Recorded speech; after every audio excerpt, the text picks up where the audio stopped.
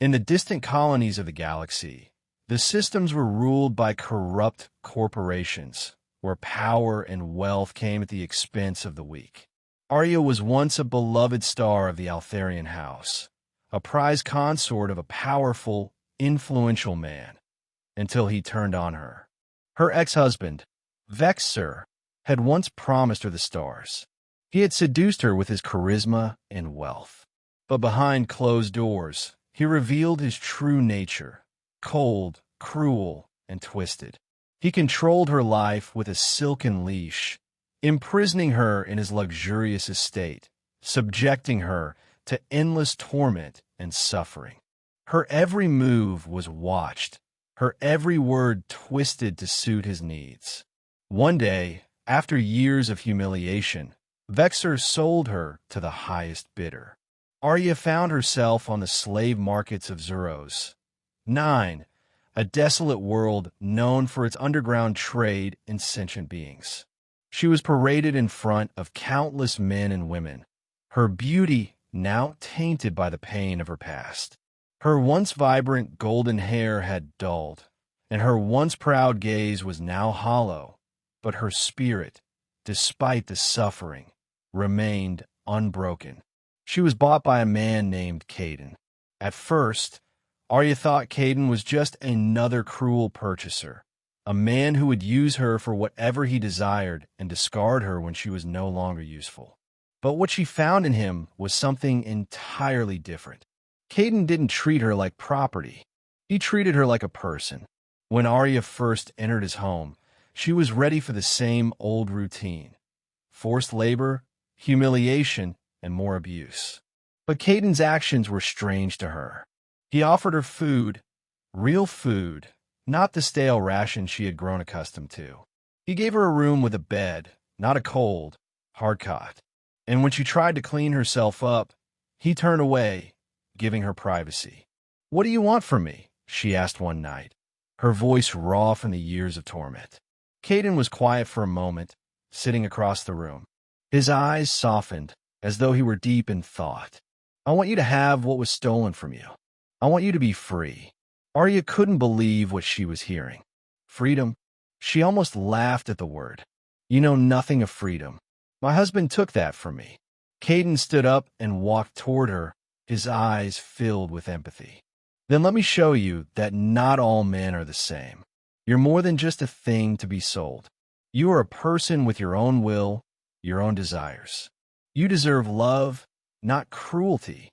Her heart, which had been frozen in the depths of despair for so long, stirred.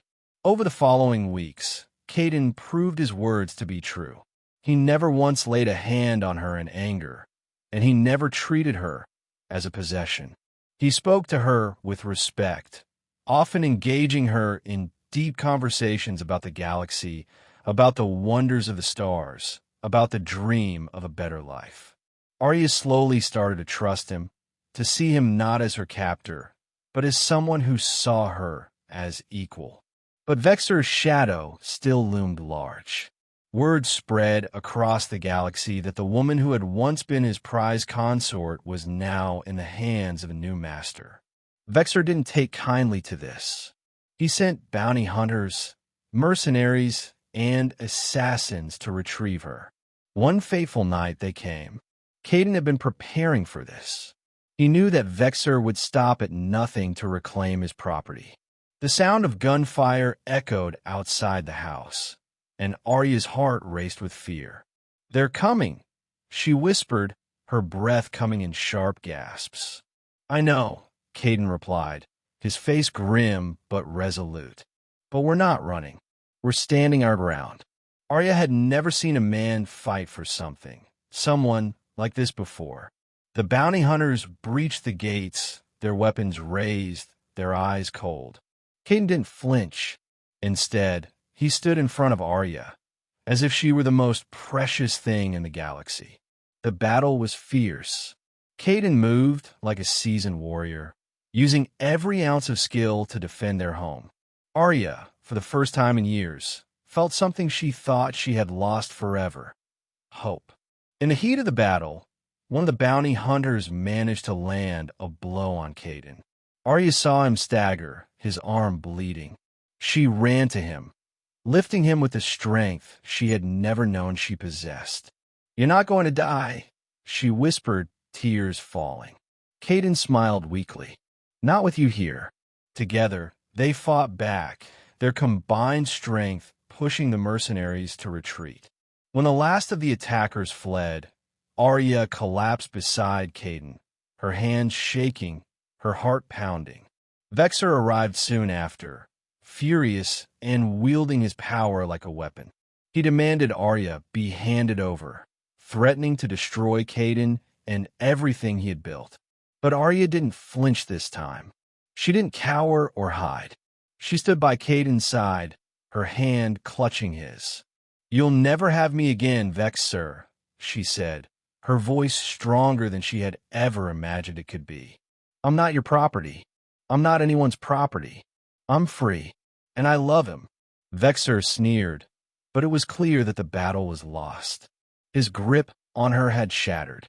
The days that followed were the beginning of a new chapter in Arya's life. She didn't just survive, she thrived. With Kaden's love, she healed from the scars that Vexor had left on her soul. Together, they built a life in the outer colonies, far from the reach of the corrupt empire. Arya finally realized that love was not just about being cherished. It was about being seen, being understood. And for the first time in her life, she felt whole. Her story was no longer one of torment. It was a story of strength, resilience, and redemption. Kaden had shown her what true love was.